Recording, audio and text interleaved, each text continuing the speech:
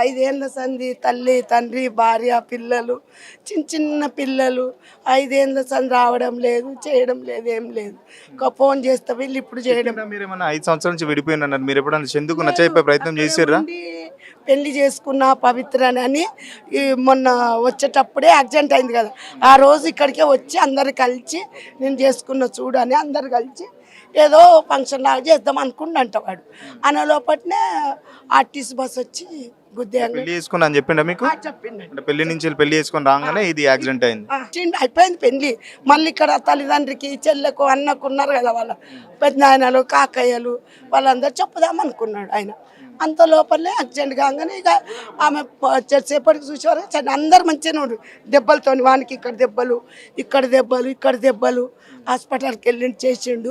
పోనీ ఇక అయిపోయింది కదా అని అనుకున్నాం. కానీ మన నిన్న సాయంత్రం మళ్ళీ ఏమైందో ఏమో టీవీలో పోయి చూస్తూనే